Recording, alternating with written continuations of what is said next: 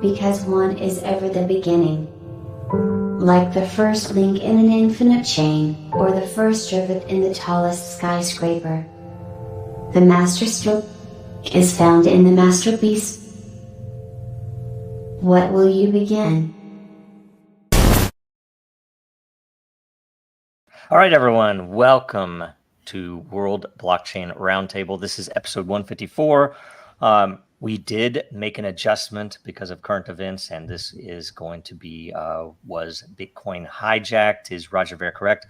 Our hosts for today are Lisa from the Mighty Lair, Sean, everyone's best friend, and I am who's regularly joining us now. So I hope you can keep that up. And I do believe that Greg will be here. So if I hear a beep, or if you guys see him show up, and I've not seen the little window now down below in the screen, let me know, and I will add him. Hopefully very soon. I'm Joe, founder and architect of Dragon Chain.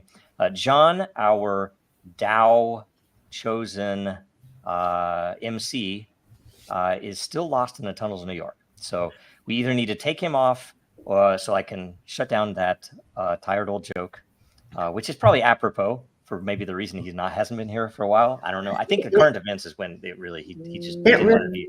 Yeah, but don't you think it reflects on how a DAO is like? If you're a real DAO, you can't force somebody to do something, or you have to have it. It shows why you need things for enforcement mechanisms for enforcement and not doing it. You don't get rewards, right? So he's missing out on rewards. Anyway, I hope Greg comes in, and if anybody else pops in, we'll just add them. First, a quick update on the WBRT Lair ownership tokens lot NFTs from last week's episode. Every host from last week will receive 166 lot. Last week's themes were nominated by IM4IM, who will get 166 lot, and every topic contributor or question asker will get 166 lot. That's how it's all perfectly even this week. These ownerships tokens come with the passive income from the layer itself, the free edits, and most importantly, the governance votes. So the theme of the week this week was Bitcoin hijacked. Should we talk about anything before we go straight into it? I'm going to refresh it so everybody can see me refreshing it. Did we mention that he was? They say arrested, but I've heard different things. I've heard that they put out for his arrest, but that he's going to be extradited from Spain, but he hadn't actually been detained yet. Really? Or they issued warrants for his arrest. Yeah. I don't know if anybody has an update on any of that. I heard some of those rumors as well, and I have not been able to get any confirmation either way. Okay. So my gut tells me he was arrested, but I'm not sure. It's kind of a surprise because he's not been a citizen for a long time. 3 or 4 years, right? I think a decade, hasn't it? Oh. Maybe not. I don't think it was that. I think it was longer ago than that, but I might be wrong. Maybe you're wrong. Okay, I'll try to find some information. I posted kind of the history in good. Okay. in an entry on the cryptocurrency layer. Oh, good. Thank you. Let me log into that. What about how Bitcoin.com has been taken down? 2014. So it was over 10 years ago. Oh yeah, Bitcoin.com. And I sent that. Let's see if I can find that. So they charged him and took it down. I sent you the tweet. Excellent. Yeah. Sorry. Thank you. I'm gonna get it. Find it here. Sorry. Oh no, you're good. My apologies. I didn't have this up right away. Yes, it stems from his Bitcoin holdings that were 131,000 Bitcoin at one point, worth $240 million at the time of his renouncement, which was 2014. In around 2017, it says because these Bitcoins were tied up into two different companies. One was memorydealers.com, which was his company that he sold all kinds of computer memory, RAM, chips, and etc. And Algastar.com. Algilestar.com, I think, is the other one. Now, it appears that those companies remained in the U.S. And were not closed down or sold off. And so the IRS says that, and he claimed at the time of his renouncement, you have to pay a capital gains tax on your assets when you renounce your citizenship. Even if you haven't sold them or not, supposedly what their value is. And I think in the DOJ's indictment stated something to the effect that he said that he was not in control of those coins. But then in 2017, he sold them. And so at that point, they said he was in control. And that's where the $240 million, and the IRS wants $48 million plus penalties, because of the coins that he sold, which was 70,000 Bitcoins, around 200, worth at 240 million. So the capital gains tax for the IRS would have been 48 million due. And only because he stated that he didn't have access. Now the IRS is saying, no, obviously you did have access. You didn't pay a capital gains tax at the time of your renouncement. Does that kind of straighten it up? Maybe? That's a pretty good, thorough description. Because that's stuff I didn't know what they were claiming. Even I don't know, what would the founding fathers think? Anyway, maybe we won't go into that. I don't think the founding fathers would have had a capital gains tax. I don't think probably true. I think I think the founding fathers would have killed anyone who proposed a capital gains tax. Probably. It wouldn't make terrible sense. They wouldn't have been able to make sense of it, I don't think. So any updates on the website? So this is from Mark Capelli's Magical Tux from Mount Cox, who noticed that the Bitcoin.com domain was unlocked, which is an odd thing to see after someone's arrested, because that means somebody else is fiddling with it, I guess, right? Unless it happened before, and who knows? Right? Who knows? Anyway, it's a lot of crazy stuff. I don't even know what to think. I put a tweet in the private chat. That's just so weird. Thank you. So weird. Thank you. I was not looking there. I was looking in the. I wanted to take a look at that too. It's very odd to wake up and see a tweet from Andrew, a half-naked man. Play it. A lot of people do not care for him at all. I will only say that I like that his message is toughening up young men or teenage boys to say. There's ways to do that without exploiting women, but Agreed. Yeah. Yep. Agreed. Well, I mean, and without being as toxic as he is. I mean, and it's just like, I don't know. They all sound like snowflakes. I'm not. He used the system of these stupid whores, and he took money. He stole money from guys technically, but they gave it away willingly. He's the Flim Flam man, but he's like the buyer beware. And, I think he's on that line between criminal and you should have known better, when it comes to that. And I do think he's partial psyop too. There's something about him that's not organic as well. But he's talking about Roger Ver getting arrested. Which is good. Still, mind blowing. I think there's probably also a second way to think about him, right? Like he represents the tragedy that is the absence of strong male figures, right, in young men's lives, right? Yeah. People could watch any other person and see few living examples of good people to model their lives after, right? Even even people who we admire very much for the things they accomplish don't necessarily make good role models, right? I mean, Right. you'd be insane to say try to live like Elon Musk, even though the guy's accomplished some great stuff. It's not like who you want your kids to model their behavior after. Right. That's because it's a guy with fuck you money. Like that's like the last person who should be a role model. But then he also shows like the Matrix and how things work. He's like, the UK government wants me. They arrested. He was in jail for like what, 2 months in Romania for what was the charge? It was something like jaywalking in England. I mean, it was so ridiculous. This is how it works. They have power. They have power over me.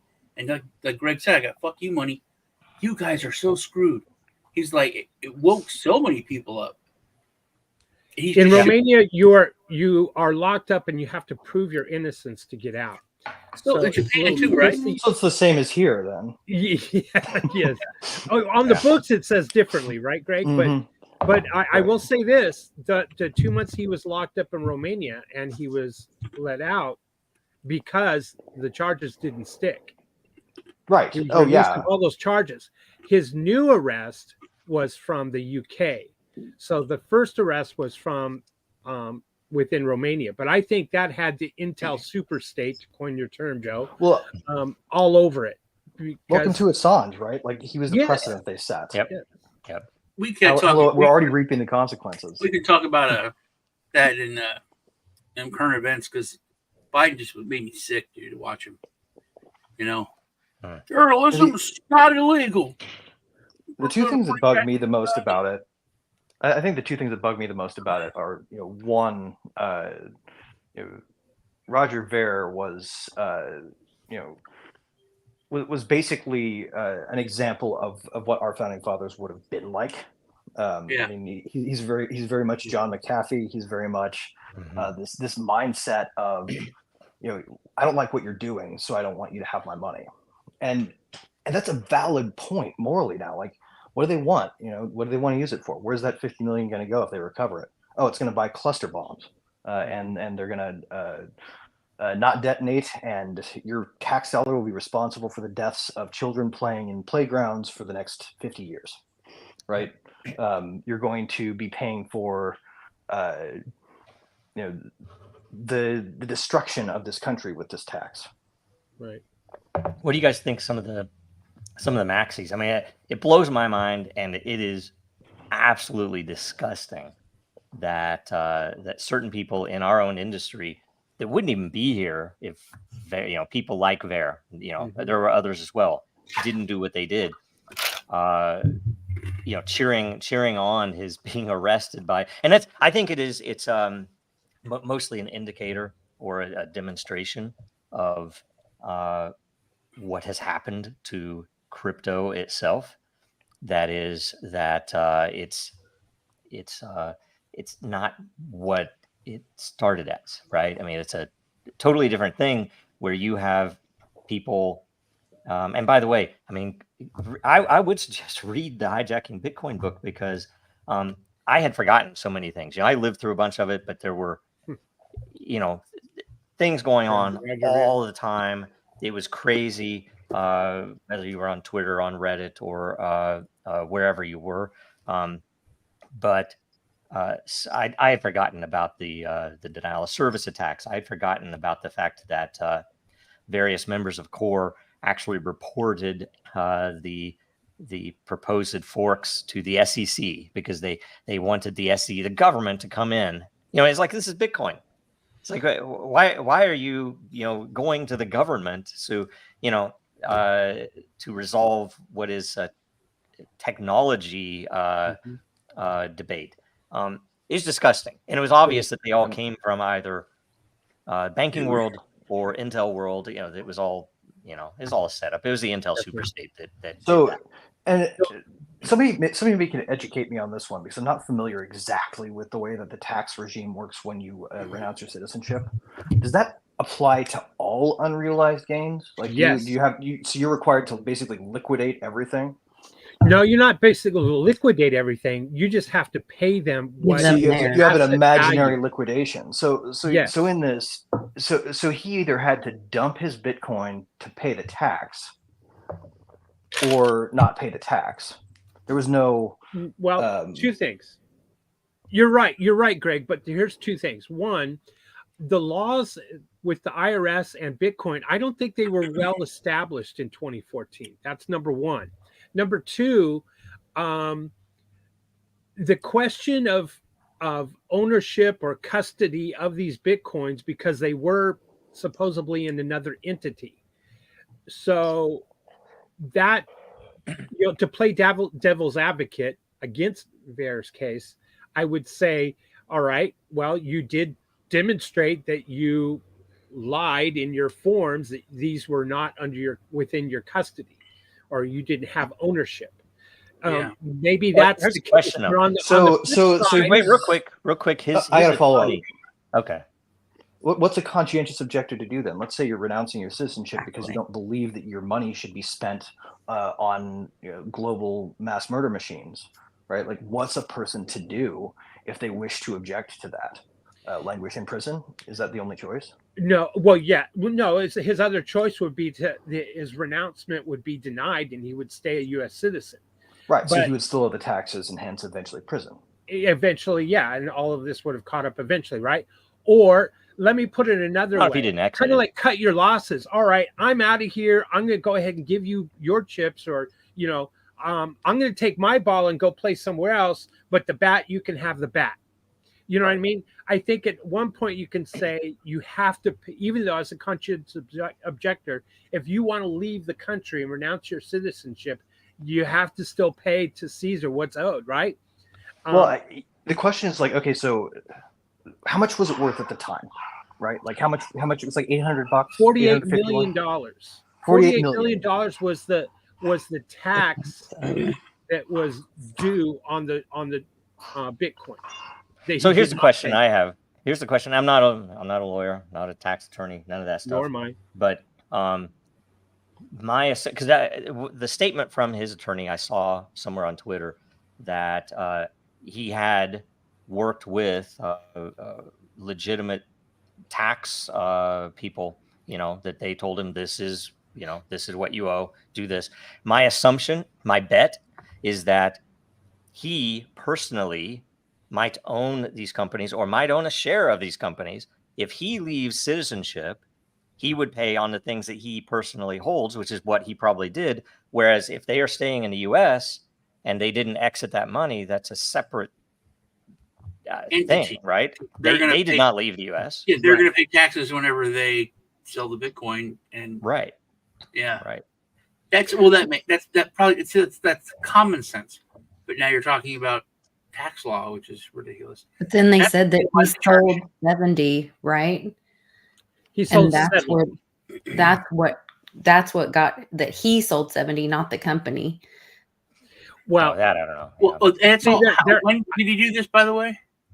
They're identifying. I think they're identifying the wallet that was sold the 70,000 Bitcoin. When did he do this?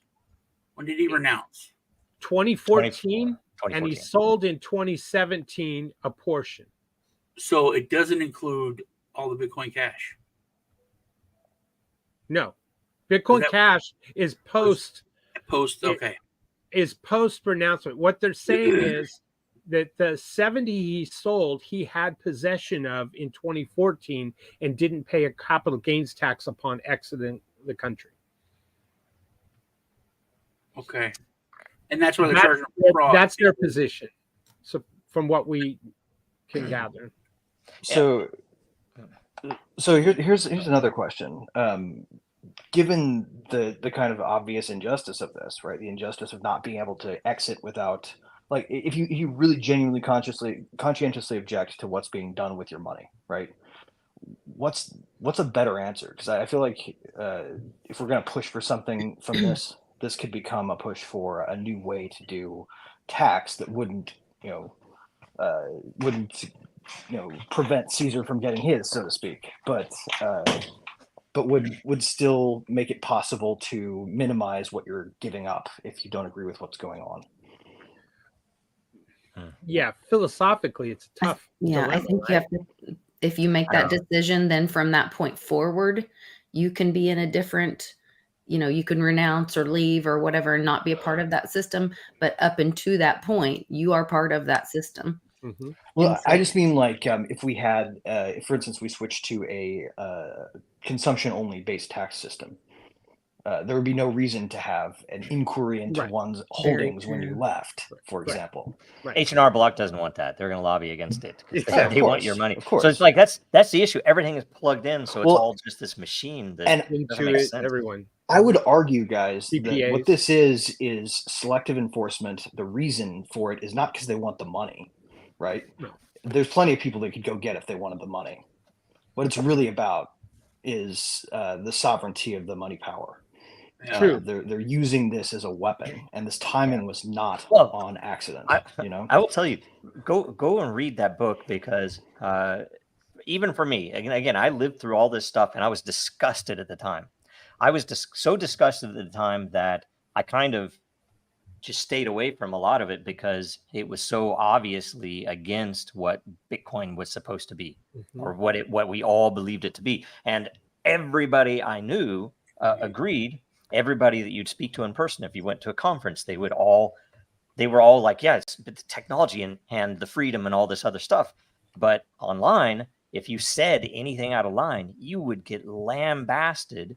And a lot of people, I have a much thicker skin now than I did back then, because I had to develop it knowing I was going to be in crypto industry, putting stuff out and it's like, well, come on, have at it, criticize it all you want.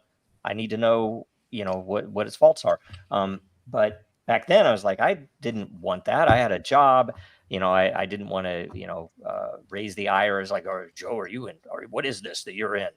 Well, I mean, because for some reason they managed to still maintain among most people the idea that tax evasion is a crime of moral turpitude. When I'm not talking about tax. I'm not talking about tax. This is about Bitcoin. Okay. I'm talking about the fact that when we talk about what is the reasoning for if it is selective enforcement, I will tell you, read that book. And when you get into the part of the Civil War in Bitcoin, you will see some of the stuff that went on. And in a normal project, it would be considered over the fucking top what Bitcoin Core did. DDoSing, which is illegal, by the way, right? DDoSing anybody who ran a Bitcoin XT node at the time, or anyone who ran any of these alternative, which were attempts to try to fix the problems. Technical, these were by engineers, and they would get DDoSed. They would get reported. They would get anything possible. It was like attack. And it was obvious when you saw this happen to someone, you're like, shit, I don't want that to happen to me. I'm going to make sure I'm careful about what I say. Right. And then you think about this, and you think, okay, is it the same people? And I'm going to tell you, I think it is. I think it's all Intel superstate, whether that's the banks, whether that's the Intel agencies, I don't know. I have no clear insight into that. But the patterns are kind of hard to not see, right? That this is not something that some nerds, and you look at the nerds that were in Bitcoin Core, you might think they're kind of crazy. Some of them, they're different, but they're not like criminals. So I'm like, what the hell is going on here? There was something behind it, that it was important to somebody to destroy it. And then he puts this out, and there's some hope that, hey, finally there's a way for people to get information that doesn't come from bitcoin.org or doesn't come from the Reddit, the Bitcoin subreddit, where everything is, refined, and even in there, they go through the conversations where they literally wanted to change the Bitcoin white paper because it didn't describe Bitcoin as in the way they saw it. So they admitted that they built something else, and yet, you talk to most normies or people who only know about Bitcoin because of the number go up, and that's all they know. There's like, oh yeah, it's not supposed to be scalable. It's a store of value, Joe. It's not cash. Where'd you get that? I had a long conversation with one of the, I think it was the only alternative implementation. And he was a small blocker. He's a super smart guy. I liked him a lot, but it blew my mind that he had just hook, line, and sinker had taken the entire religion of small blocks and Lightning Network and all that stuff. And I'm like, it just kind of blew my mind, but it was because there was so much propaganda. And frankly, the funniest thing in the world is I know for a fact if that civil war wouldn't have happened, if they would have just went with one of the conservative approaches to scale it, Bitcoin would have easily hit $1 million. It would probably hit $1 million in 2018. Without Easy. question. Without Fucking question. guarantee it. You mentioned Lightning, Joe. Do you think there's any coincidence that Coinbase just implemented Lightning? Maybe even the same day that Roger was arrested or the news came out. Blackmail, maybe. Well, I don't know. Maybe I don't it's know. the whole thing that you talk about, where behind the scenes, what's going on with their case. Because I will say, Armstrong has been, especially back during the Civil War, was totally for scaling properly, big blocks, everything else. So I always had and as an engineer, it was obvious to me, all of the other side's arguments were political arguments that were manipulated. Right. Are they compromised and now gone over to the maybe they were told to. I don't know. Or was it to kiss the ring so that they could be left alone a little bit? Well, maybe. Or work with them. Lightning, if you watch, everyone is pulling out of Lightning Network. All of the players that were supporting it back in there, like, it's not working. We're just going to do something else. Or is Lightning to avoid the Bitcoin fees as a cost saving measure? It could have been a pure business except that it infringes, but it isn't. But that doesn't even really work. I mean, that's kind of. That doesn't really work. And then the crazier part is the fact that a lot of people are seeing, especially with the recent announcements about custodial wallets, that it's going to hit Lightning. So it's essentially, maybe they told them, okay, we will leave your case alone. We'll get out of this if you do this, because it'll be a way for us to apply those laws, and they can make the law together as long as you compromise. Yeah.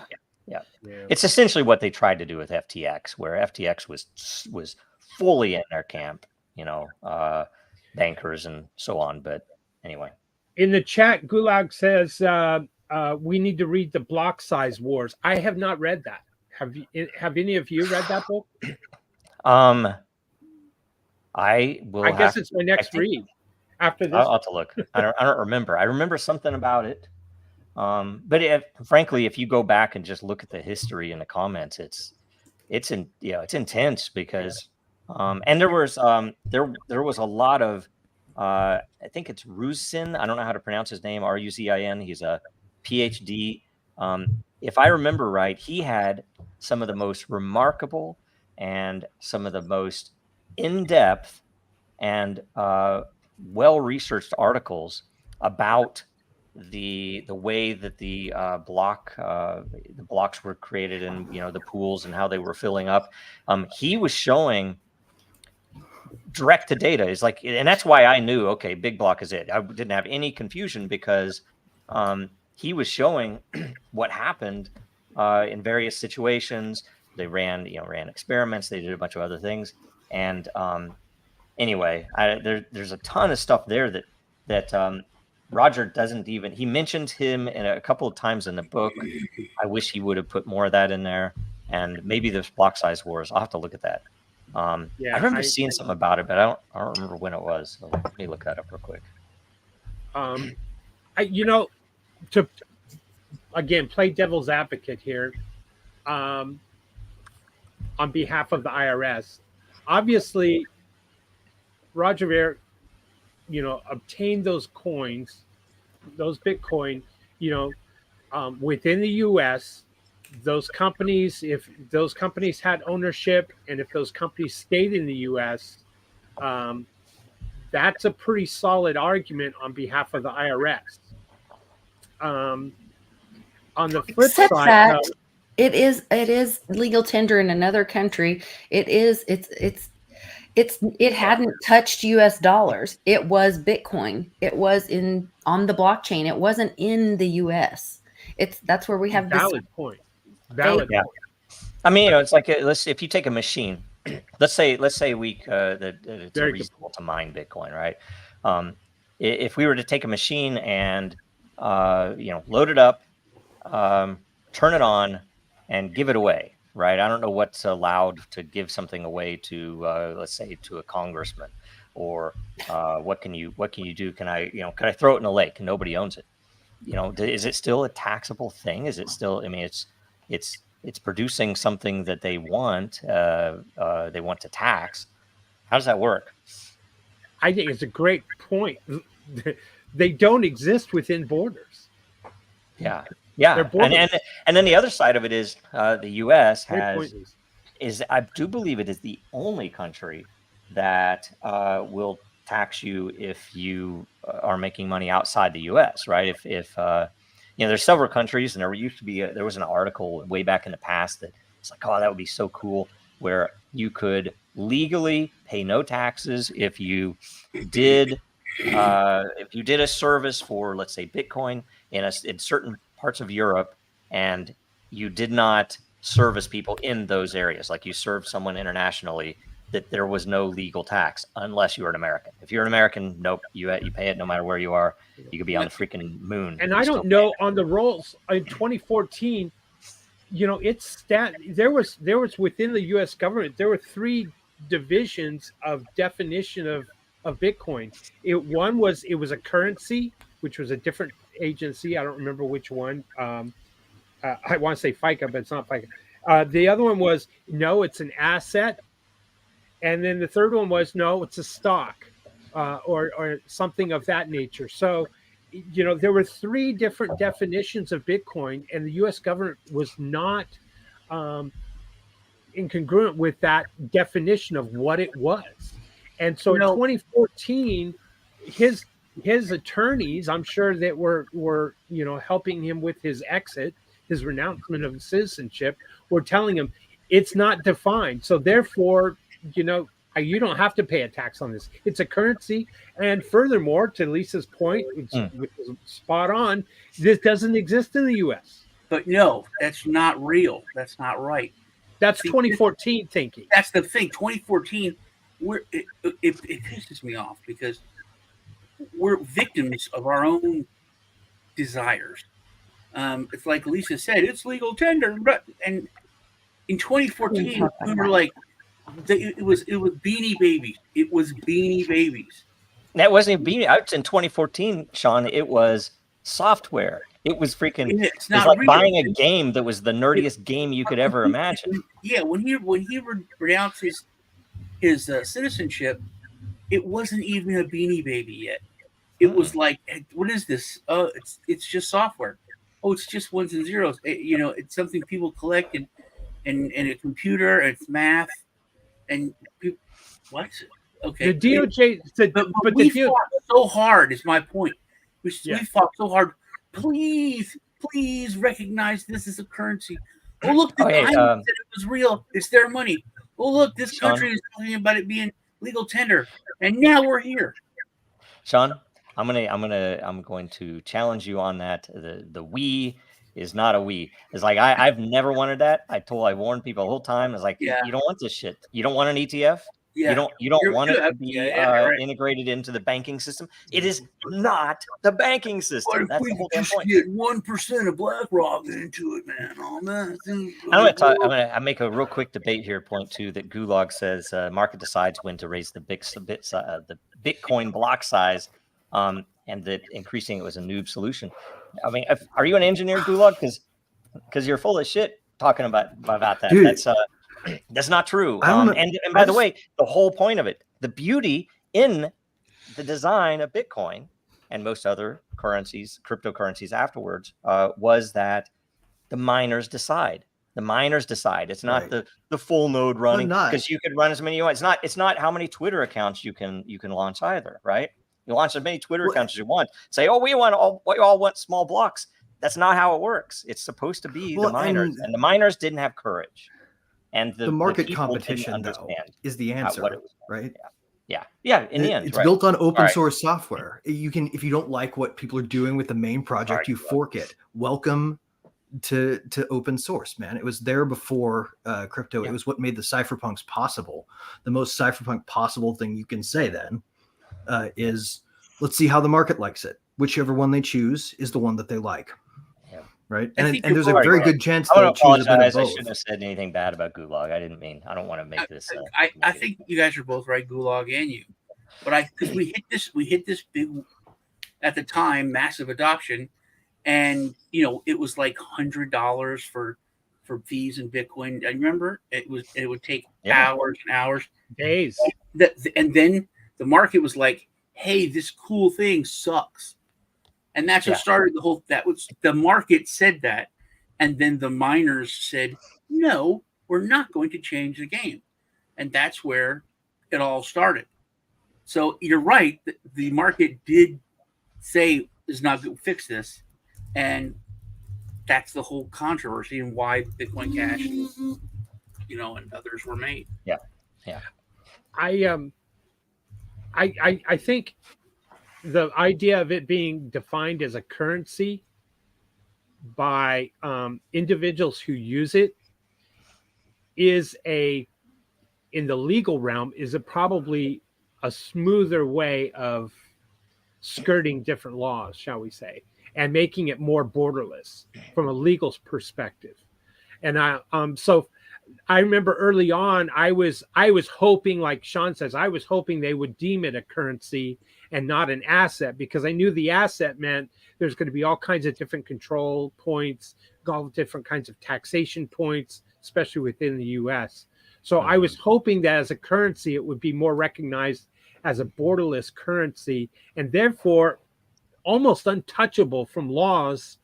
Bitcoin would be untouchable, but within a certain country's border, maybe if you were, because if you buy, whatever Japanese yen and you exchange it and play arbitrage with the US dollar or something like that, you're subject to capital gains on that trade. Well, that would be the same for Bitcoin, maybe, but being a currency, it would be a lot less controllable. Yeah. Well, to a certain degree, I think that's true, but the real danger, I think, is having too much government definition of money, right? Like if we really wanted to fix some of the problems created by legal tender laws, for example, which have been used to screw people over from time immemorial, right? Like back before we had gotten over bimetallism, it was still a problem because you could refuse to accept any amount of some alternative to the legal tender if the contract specified only legal tender, right? It was a gamesmanship thing. It's always been, and we would do better rather than trying to define it to set the government's role as collecting value if it's going to tax, and that form should take whatever form the people are using, not whatever form they authorize. And I'm going to add something to that because I think I agree, and it's something that's interesting to me and has been for years, since even back in the beginning, that it felt similar in some ways to the open source world. The ethos was the same. It felt similar to early internet, obviously. The thing that was different was that the banks cared about it. And because the banks cared about it, everything is different. It wasn't treated like a new thing like the internet was. It wasn't treated like open source. It's like, well, it's just a bunch of nerds. Who cares, right? It was attacked incessantly, and it still is, and it's crazy to me. So anyway, and that's because the banks are involved.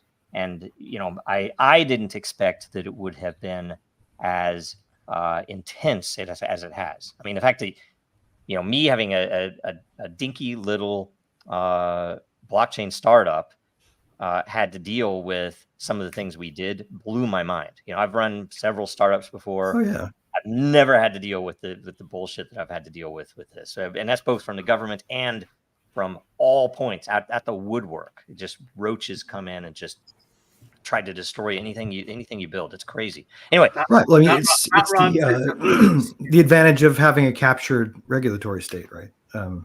If you What want was to that? take on the incumbent. oh, go ahead. I was just saying, if you want to take on the incumbents, you got to take on the regulatory state as well, because they've captured that regulatory state so effectively and thoroughly. You know, Mm-hmm. Scott Robb said that. And can you imagine it? Like it's a joke, but it's not. If you own a plot of land in this metaverse, and your country or your state opens up a tax office in the metaverse, taxes your property. Everyone, the metaverse is the new thing. We're all going to be living in the metaverse. Can you imagine? If it's not that. We're going to have to use maritime law for the metaverses. So it's the flag your metaverse is flying under. That's the law that applies. Actually, that's right. Property. If it were deemed property, that would be very advantageous from a tax. At least we'd have some choice and there'd be some competition. You can say, you know what? I'm not going to go to that place. I'm going to put my house over in this other. That's where I'll pay my taxes, right? That would actually be a more sensible thing for cyberspace altogether when you think about it. Yeah. Well, you guys might want to look into moving. Everyone should move to Oklahoma because they're passing a law. It just went through the House and the Senate to protect rights for mining, running nodes, and custody of Bitcoin in Oklahoma. Oh, nice. So I think that maybe, if we go to these state nations and kind of tell the Fed to F off, then, maybe beginning of the next Bitcoin Civil War. Right. Anyway, okay. First question, Day Rocks. Question, what do you think about the theory that David Schwartz is Satoshi and now he works at Ripple? Bitcoin was just a test and real utility tokens will take it over. Yeah, so he's the CTO of Ripple, correct? I do believe. I believe so. I don't know. Remember, Roger was the initial investor. I didn't know that. I did not know that until I read the book. I'm like, he's the first investor in Ripple. I think but then he was bamboozled with Craig Wright. But are you talking about Ripple, the company, or XRP, the token? Actually, XRP, the token. Yeah, that's where those are two separate things. And the Ripple guy has made Brad Garlinghouse has made that very clear. Yep. I don't think he is. I don't know enough of the history. So I don't. No, I agree with you. I don't think it is. It's interesting. It's almost certainly one of the original cypherpunks. Like Ripple did predate it. No, it did not. Did Ripple predate?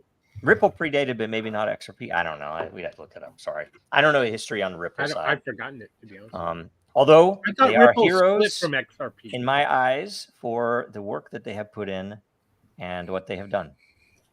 Right. So they are amazing, and Brad Garlinghouse is a hero, as is John Deaton. John Deaton's a freaking vote if you move to Massachusetts to vote for John Deaton. Right, need to get rid of Warren. That lady's freaking. Oh God, she's probably the spider at the center of this web, or at the very least, the spider's favorite pet. Yeah, what do they have on her? I guess they probably pay her, but they probably have something else on her too. Who knows?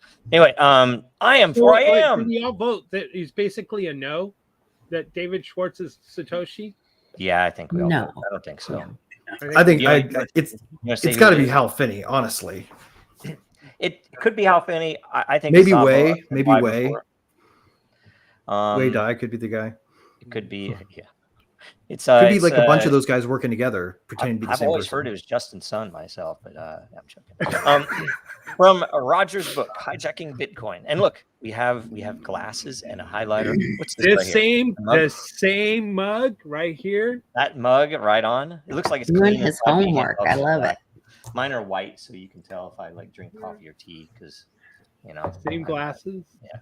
It's kind of like, well, anyway, whatever. From Roger's book, page 124. Dylan claims to be involved with the intelligence community. That was one of the people that was supposedly writing to one of the core guys and sharing info. The emails read like something out of a spy novel.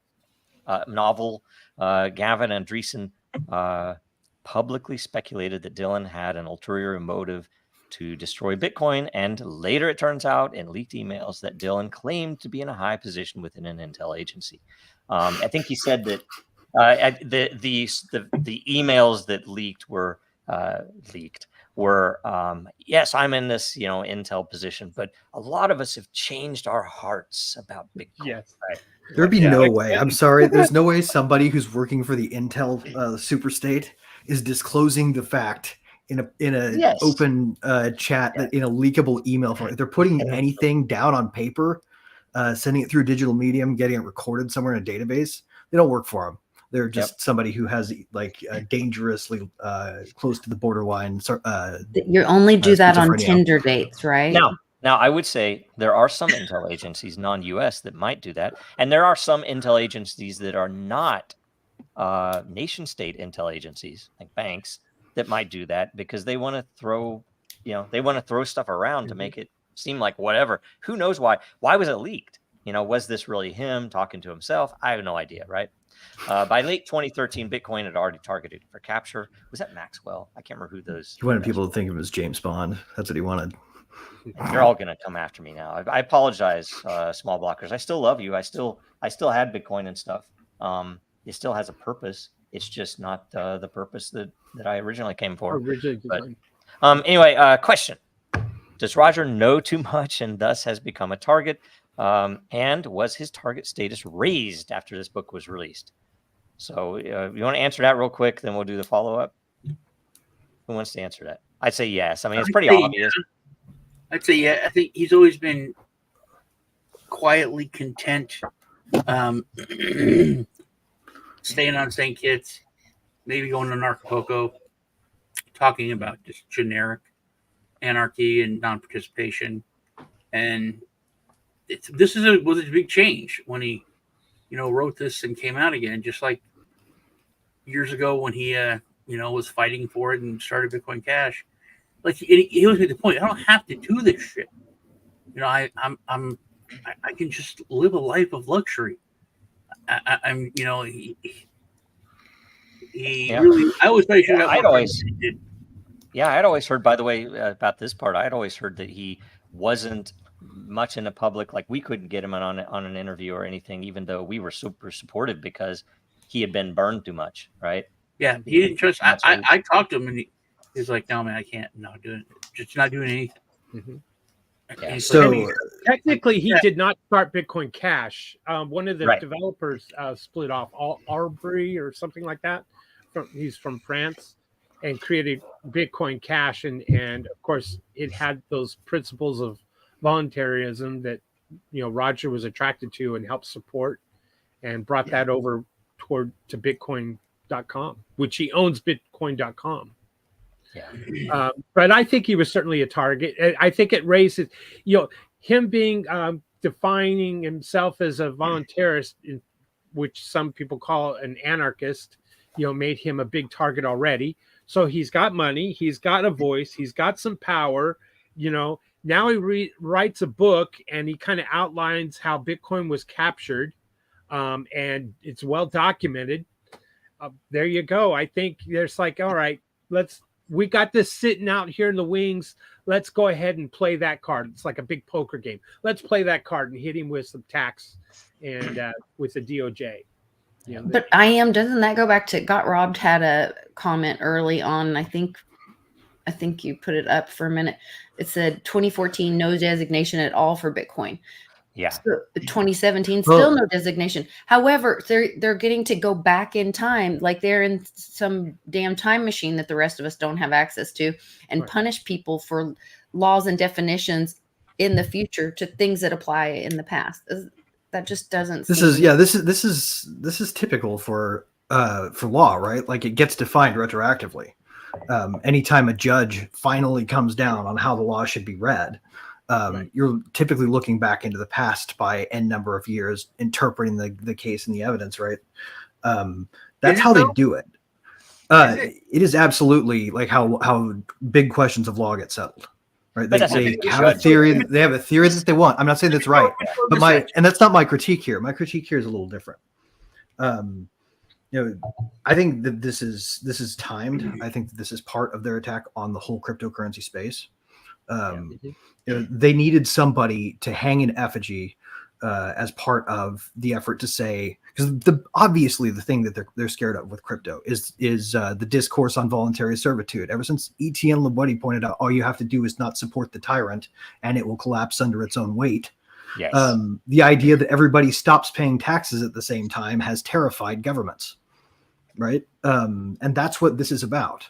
They're going to enforce the tax laws aggressively against some big names, and we're going to see it because they want to show everybody what happens when you don't. And the aim is to remind people that they're going to come after them if they don't, because they're really genuinely worried that there would be a tax revolt that they couldn't stop because they can't get people to give up their private keys. I think the draft is going to be the bigger thing that breaks everything. When they try to institute a new draft for that Ukrainian war, that's when everything's going to. He's going to be throwing this out there for Greg, because it's a legitimate question. Baseball cards came out, and they were for kids. They were fun. You'd stick them in your bike and destroy them just to make a noise, and then they were worth hundreds, thousands, millions of dollars. So, and now if you sell them, you obviously get capital gains. But did they go back to when you bought that card when you were 7? And did that happen or no? Well, it's a selective thing. They could do it. They could do it. They just won't, right? Because what they're doing is they're choosing which things to spend their money on. No, this is a bang for the buck type of thing. There's the thing. Did they go back? Because I mean, the equivalent is they would go back and say, "Hey, it wasn't a law back then, but Topps, Donruss, Pokemon, all you guys are now securities. You owe all this stuff. Everybody who did all this stuff owes all these taxes. All these kids." So on, so on, so on. So that didn't happen. And by the way, this is this stuff, the definition in 2014, 2017 is still not, it is just regulatory edicts. It's not a judge going back. So we're still not there yet. Mm-hmm. We have what Ripple did, which is the first step.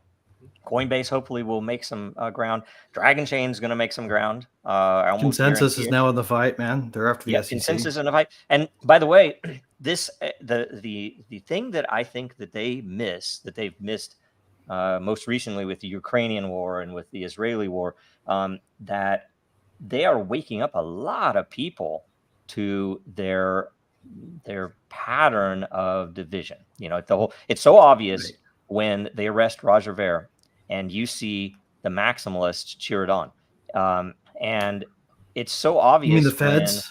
The only maximalists out there I know are feds. It's also very obvious to me, and I don't know yet how, and I'm trying to take, very unlike me, I will say, I'm trying to take as positive of an outlook on this as possible. But, I have to tell you, I have a tinge, and I'm liking all of Huber's tweets and everything else, where he's calling out, it's like, all of a sudden, now Ethereum is always like, oh, we're going to fight the man. We're going to go after him. We're going to beat him. And I'm like, where the fuck were you guys? Where the fuck were you? The fucking elbows up there talking about how the SEC is our friends and we have a good, it's like they probably did have a good business relationship with them. The SEC was paying them for to tell them who to go after. It's like, oh, that has kept certain people in ETH on the outside of it.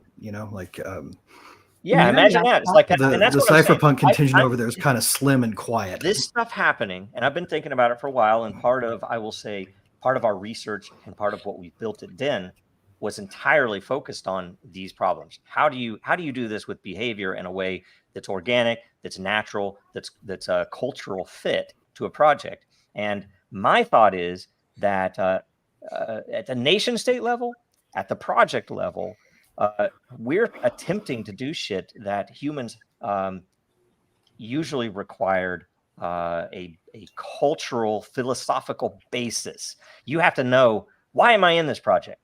And there has to be something that ties you in as it's, Bitcoin, is it for freedom or is it just gold? Is it just number go up? And you can have a mix. I'm not saying that, but I think that the projects are doing a disservice to themselves if they don't lay that shit out and really make it part of the culture, right, early on. And it's, it's almost like a religion, but it's the same thing. Romans almost worshiped their republic. It was almost like a sin to do something against the republic, which is why it was so crazy when Caesar came, right?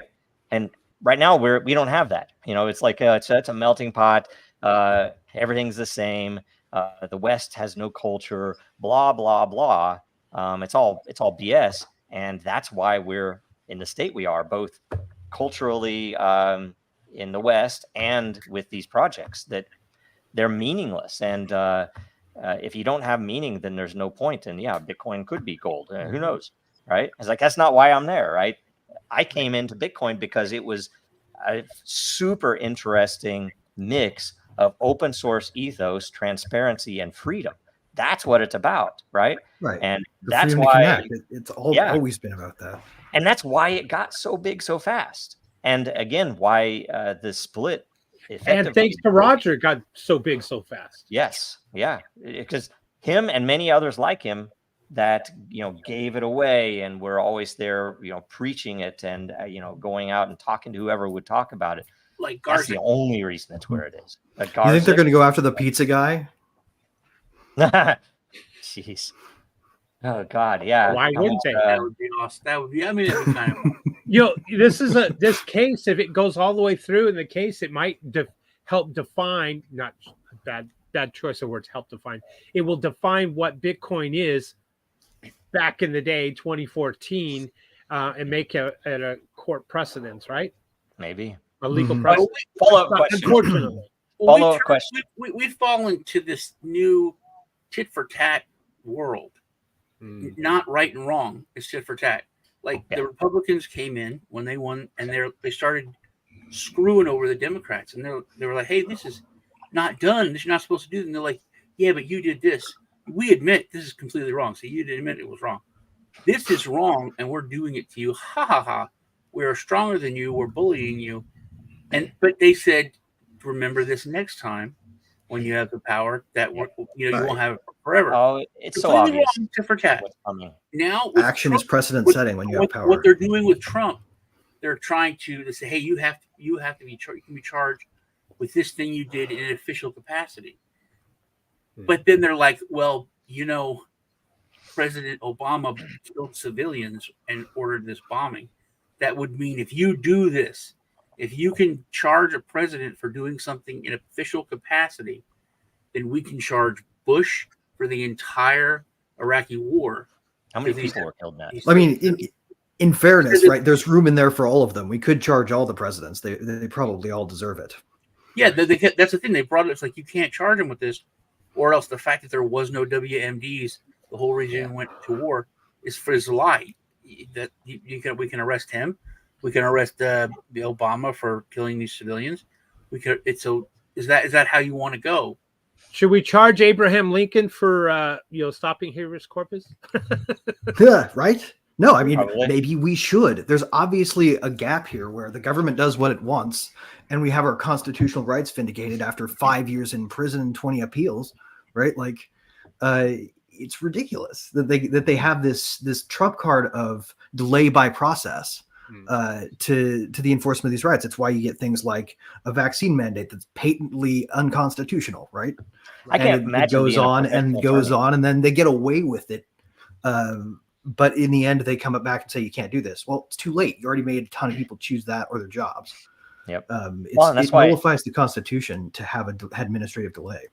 Yeah. To know what I've seen with the case Dragon Chain, it's so disgusting. I couldn't imagine being what do I want to say, philosophical, good person as an attorney professionally. Right, that it would drive me nuts. There's it's like you're dealing with clown world constantly. It'd be like, I don't even go into it. But follow up question. Real quick. One last point. Yeah. One last point. Maybe they should have, when you get out of office, a review of everything that you did for constitutionality, and you should be punished like you are if you renounce U.S. citizenship and you don't pay your taxes. Right? You were in office, you did this, it violated the Constitution. Oh, sorry, that's 8 years in prison. Check out. That's the reason I say we need a cultural basis, because you look right now, how many cops out there, how many how many Congress people, state politicians have violated their oaths, and it's not even societal. It's not like the end of their reputation in society, because our culture doesn't give a shit about oaths anymore. And what does that lead to? That leads to what we've got. And right. Frankly, and I'll tell you this, the little secret. Every time I see somebody on Twitter say, "This is horrible, they should go to jail," and I'm like, jail? Right? It's like there's a remedy, and it's not jail. I will tell you that treason has a remedy, and we've used it before. And right now you have, I would say, a good portion of our federal government is committing treason actively. Anyway, follow-up question. If you knew something that the Intel superstate did not want leaked, would you write a book and release it? Yes or no? We'll go with Sean, because he just came back. Yes or no? Just yes or no. You said that, and it, like, my screen just... I'm sorry. I will tell you real quick. I'm on a little side note. Well, I'll do it right after this. Right after this, I have a little question for you guys, especially Texas. But so, Sean, yes or no? Would you release a book that the Intel superstate did not want out there? Yeah. Courage. Okay, Greg. I wouldn't have 20 years ago. No, so long as they agree to my conditions. There you go. Okay, if it's possible to get that, it'd be all right. Okay, what about you? I'm. I would like to say yes. I would hope I would have the courage to do so. Okay, Lisa. You're muted. You're muted, oh, Lisa. She's muted. I would say yes. It's in my legacy. My mom wrote a book called Plucked and Burned, outing Tyson and a lot of the big. Nice. Mm-hmm. Wow, yeah. That's awesome. See, she did it at a time when I would have been scared. But like now, I would say, like, I don't care. I think when maybe Roger got to that point where you're like, life's been all right. I've done pretty decent. I'm happy with what I've accomplished. I could check out. They could, Yeah, you have to be willing to. I mean, she accepted. She got death threats and all kinds of things. I'll say this is one of my, and I think Assange has a quote that he was surprised at what lack of courage there is in the world. That's the key, courage, because if enough people stand up, it stops. And I've seen it on projects at big corporations where the developers knew that what they were asking us to do was wrong, and so we would say no, and they would rent out these giant hotel lobbies, and we would go in there and have these private meetings and hash it out. And I was blown away. The people, with their job on the line would say, no, we can't do that. Right. And guess what? It fucking worked. We didn't do that stuff that they wanted us to do. It worked. There's transparency. It's dangerous. But you have an ethical obligation as an engineer, as a creator, to not build things that make the world worse. Right. I think today we have especially with young people, we have no courage, plenty of anger, an extra large amount of anger, and people confuse anger. The courage is coming. You look at. I think we're going to see. I think the young people are going to surprise you. So. When you talk to Kif, it was this. I think that's it. I think people are just like, I'm so tired of it. You were talking to him, and you're like, man, I wish they would just get this third World War III started so we can get it done. People are really that way. They're like, damn government again. Okay, that's it. But there are examples of that happening. I mean, look what Bukele just did. He called his entire executive council in a room, got everybody there, and he said, while you're here, there's only one person that I'm not in control of, because I will not go down as a legacy as a thief or being surrounded by thieves. And so his attorney general, he asked his attorney general to investigate everyone on his executive branch or whatever. And things like that are happening in Oklahoma as well. Greg Treat, who's the pro tem right now, just did a thing where they're only in session 4 months a year, and the budgeting and all of the discussions are going to be transparent and open to the public, which they've never done before. But he's like, if these are the tax dollars, they deserve to know who's voting for this and that and who's fighting. And so there are people being brave and having courage and pushing for transparency. Can I ask you? Are they guys doing one open thing? caucusing too, like before session? I know don't that's know. inside baseball a bit. You need to ask question. that, and if nobody's doing that, they really ought to. It's a ruse. Somebody ought to push for it. They might be. So, What's let your me ask you question, guys. Joe? You had a Texas question. Oh, it's a comment more than anything. Is Spain the new Texas? It seems Spain is the place that all this BS is happening. When the U.S. wants to get somebody.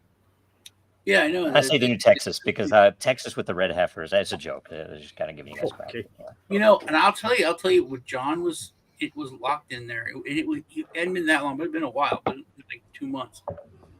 So I called up my 30+ year friend, who was a big lawyer in Spain. And I said, hey, man, I want you to look into this. And I want you to get my friend out of jail. And he's like, yeah, sure, man, no problem. And then the next week, I'm like, hey, what's going on over there? You know, did you talk to them, find out? He goes, Sean, you know this isn't a third world country. It's fucking Spain. You know, and he was so, like, angry. So I don't know what it was, but when he looked into it, it changed him 100%, and he was like a complete asshole. Huh. So that's weird. Yeah. Is anybody worried imagine- about this situation becoming part 2 of McAfee? Spain, where dissidents go to be killed in jail. I was already. It was so dark hearing. I mean, I don't know why, and maybe it's because I always saw like Roger Ver was someone like he, and I've never met him in person. I've chatted with him once on Telegram because, you know, Sean introduced him to me because I wanted to ask him something. Thank you, Sean. But he always seemed to me like he was a normal guy that was kind of a nerd and into liberty, right? And I don't, you know, Assange, I see him, he knew, you know, that you're talking about intel leaks. You're talking with Ulbricht, you're talking to Silk Road. At least I could understand they took a choice to go into that. This dude did not take a choice to do anything wrong, right? He was trying to anyway. So to me, it just feels really dark, and that might be the reason they did it. They wanted to pick somebody who's going to be blindsided by it. My somebody who's question, girded for war. Something, and this came up in a conversation with someone this week, and it applies somewhat in a glancing way to this subject. That it's almost like I'm looking for how to understand the world better, right? I mean, I read a lot of history. You know, I've listened to a lot of history podcasts and stuff because you can understand more, you can learn more, and you can a lot of times it helps build courage. It's like, holy shit, that is the most amazing story. I can see how that I could use that feeling in what's happening today, right? And when I was talking about this, it was the oddest thing because what came up is, okay, imagine if you just kind of personally look at and whatever objective bad is, or, you know, I would say objective evil, but maybe it's not evil. Maybe it's just a bad thing in society. You could look at human trafficking. You could look at child trafficking. You could look at child porn. You could talk about regular porn. You could talk about, what are the negative things at war, right? What are the things in the world that bestiality? It's gross. Bestiality that people Sorry. People would think that shouldn't happen, right? It's not, and, you know, different people, different things, of course, right? Abortion would be one of them, right? You know, and whether you do or not, there are a lot of people who think there's some really negative stuff that happens there. And when you think about these things, is it not odd that, yes, there's money to be made in these industries, but a lot of these industries don't make as much money as they promote negative things, right? You know, porn, money's there. Free. So, but here's the thing: I'm going to ask you, money's there regardless of whether people know that it has prices. Why are these so industrialized? And given that they are so negative, I'm beginning to think that it is industrialized black magic. That they are getting when they send people off to war, they aren't just making money sending people off. Yes, they're making money, but that's a blood sacrifice. I guarantee to you. When 9/11 happened, that was a freaking blood sacrifice, and you can't convince me otherwise. And so I'm thinking, city bombing this had a thing, Y in the top. it's crazy. What's that? The Oklahoma City bombing building had Yeah. a YMCA, and the top children were killed. Yep. There's always a there's always a useful experiment you can do. I pulled this from Curtis Yarvin's, so I'm not taking credit for this one on my own. You can you do a thought experiment, basically. Like, imagine you're in the Truman Show, right? And there's anything you want to not believe is true, right? That you're being told isn't true, but that, obviously any decent reality dome that you're being trapped in would tell you was, not true. So if you want to know for sure, try to build a hypothetical world around the idea that something else is true.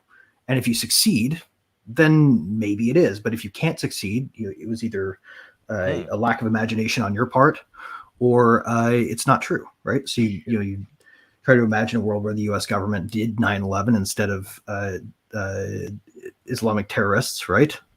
And if you can't put all the pieces together and make a coherent worldview from it, then you stay in the world where it was Al Qaeda. If you can prove it, then maybe you move into the other dome. I mean, you're always going to be in a dome, though, one way or the other. Yeah. Going back to the topic, one quick note, and Sean sparked this idea. Imagine they're in Spain, that McAfee wrote, on the cell wall or something, just like in Shawshank Redemption. McAfee was here, and now Roger's sitting in that same cell, and he looks up and he sees McAfee. Someone needs to do that. Roger was too. You would doubt? I mean, I wouldn't doubt that was intended. It's all anyway, that's so much. Which kind of goes into the next question, if you don't yes, mind. Which we need to get through because we have a bunch. Okay, free Roger. So we need shirts printed up. We need to. I don't know what we can do. If Roger pays his ransom with interest to the U.S. IRS mafia, will they release him without prison time? Do you think he can negotiate that out? I don't. Nope. Not at this point. If he could have, I mean, certainly this is not their first contact with him. Maybe if he had more than a fraction of one day of the U.S. budget. Yeah. Well, and what happens when the Fed collapses? Does that answer change? If he had $1 trillion, then maybe they'd let him off in exchange. I'm asking you, what happens? I've been wondering that myself. I think obviously it's a fixed thing. Whatever's going to happen is going to be bad for him. But if all of this collapses in 3 years, if it collapses next November, does that change the answer? Or what if you get convicted? Then you're saying, Joe, they're going to hold him for 3 years later. Yeah. What's that? They'll unlock the door. We can unlock the door after they're gone. Yes. What happens if you're convicted and then it collapses a month later? Then he's out. Then he'll be out. Amnesty, man. Yeah, just look at when the Iron Curtain fell. I mean, that's the stuff that happens really fast, right? And that's right, going to happen. We're gonna go get Solzhenitsyn out so he can write a book. Yep. Playing that scenario out. This is what's sad. It really, because I really look up to Roger, having following him for years now. What's really sad is they're going to draw out this case for a long, long time, and he's a flight risk, and all of those things that add up tells me that if indeed he was arrested and is currently behind bars, he's going to be there a long time fighting this in the courts, and that they're going to drag their feet on this one. Well, and that's what's sad. He's not going to get out on bail.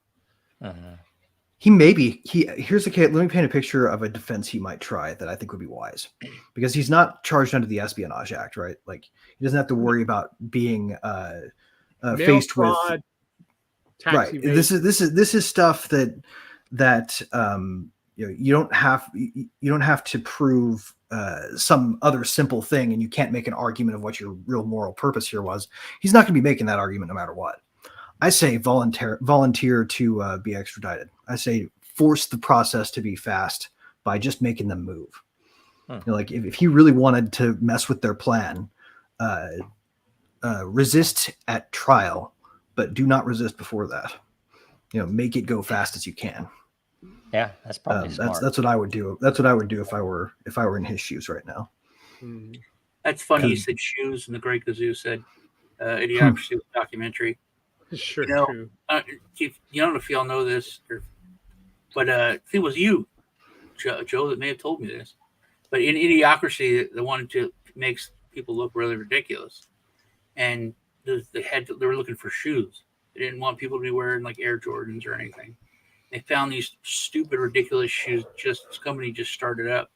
They're like, "Oh my god, I found this dumb looking shoes," and they're like, "Okay, yeah, we'll use it. These are the dumbest, stupidest things I've ever seen." They're like, "Well, what if they sell and people like them?" It's like, come on, look at this, Crocs. Crocs are the shoes they use in Idiocracy. Yep. That's so funny. I don't know if that was me said that, but that's hilarious. Idiocracy is worth watching. It is. Pretty much every couple of years. Very much. Crazy. Unbelievable stuff. So unfortunately, they're gonna crucify him. Our Bitcoin Jesus will be crucified. Well, maybe we can manifest something. Do you think they're worried about making a martyr of him? I mean, his name is pretty apropos. Bitcoin Jesus? The Maxis are going to but they've already kind of destroyed that name. They really pumped you guys Bitcoin Judas. We just need to write a little play.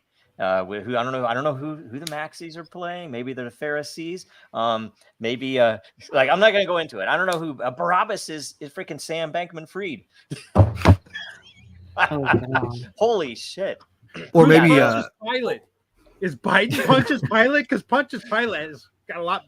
I think Gary is Pontius Pilate, maybe. Yeah. No, because who's going to wash who's going to wash their hands of it? He was a governor. Yeah, Pontius Pilate was someone who didn't want to crucify him, right? So right, he's like I don't know. I'm probably getting some of the names wrong. I'm not a biblical scholar either.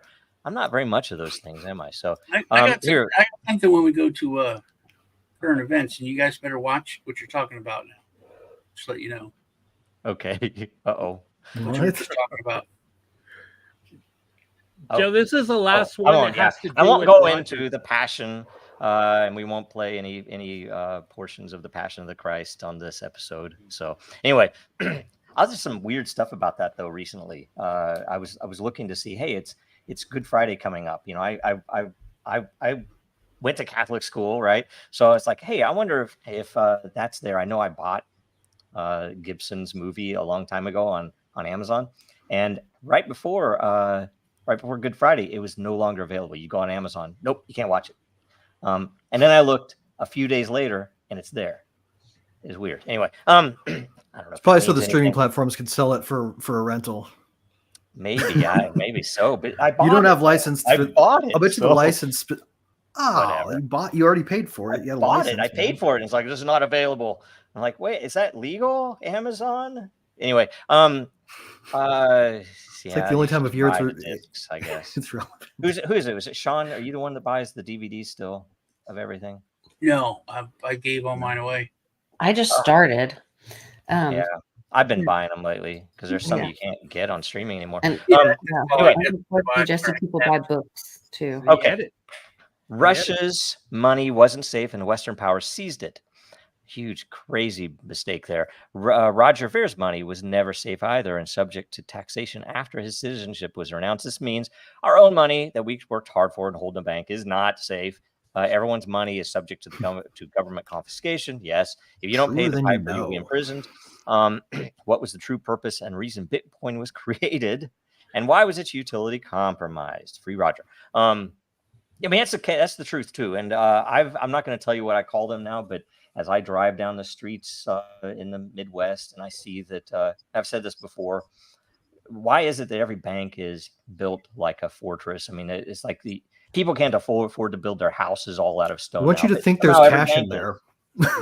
Yeah, they want you to. They want you to think there's liquid cash in there. There's not. It's to portray stability, strength, security. You get more cash knocking over a convenience store after a busy night of rush hour. Part of the marketing.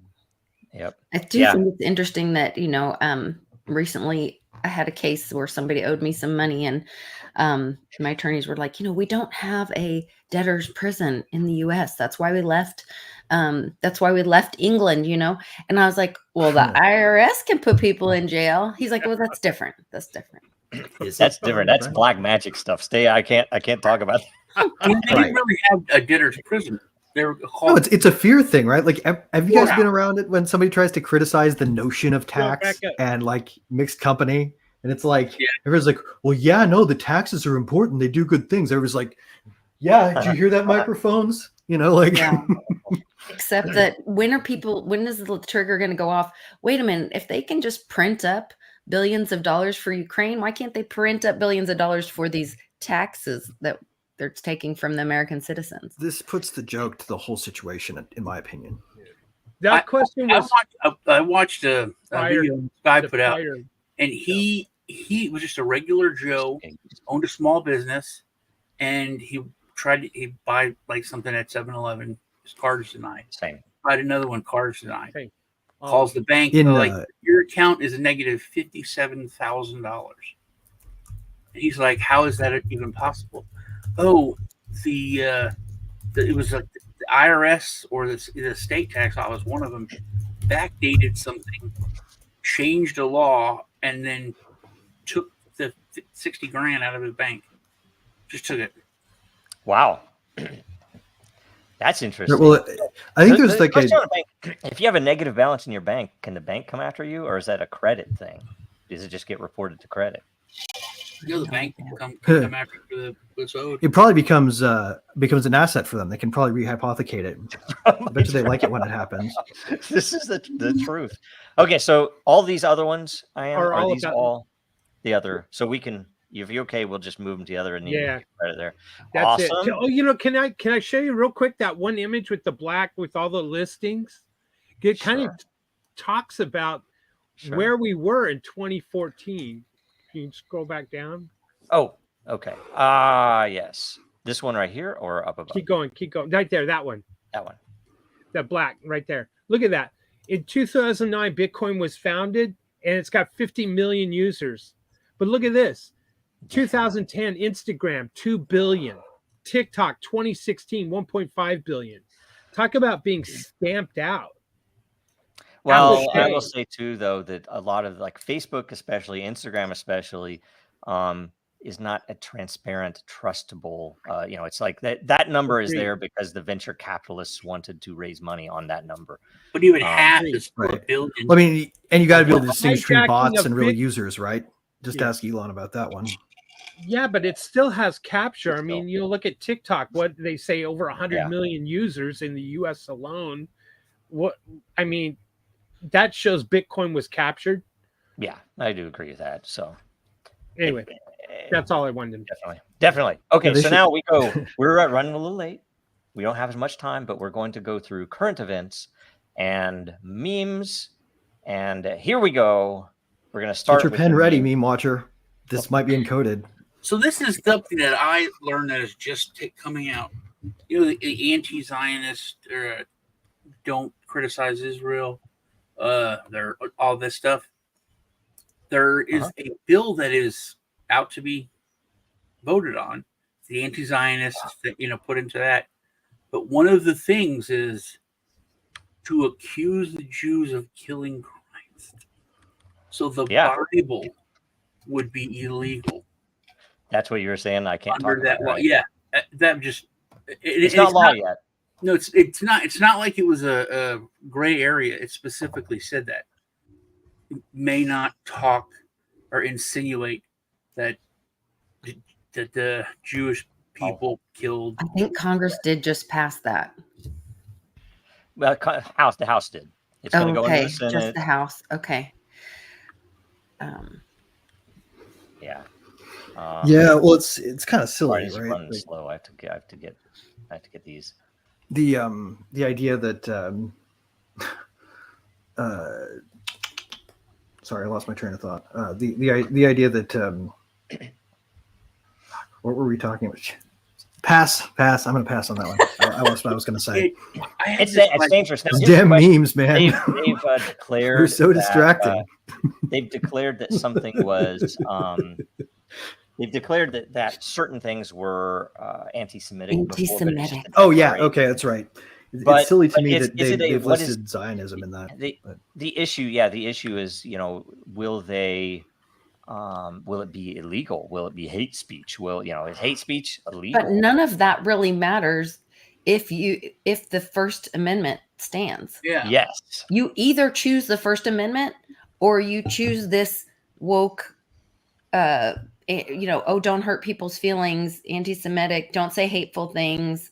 You either choose freedom or the whole So the right's behaving woke now is the problem. Yeah, it is. Yeah. Like the anti-woke right is like, oh, we have to arrest these protesters and these college kids, and this is not right for them to use our greatest Well, ally. some of them are just doing it because they're like, num, num, num. The shoe is on the other foot. I get to extend the cycle of conflict. Which is disgusting and stupid and so backwards, right?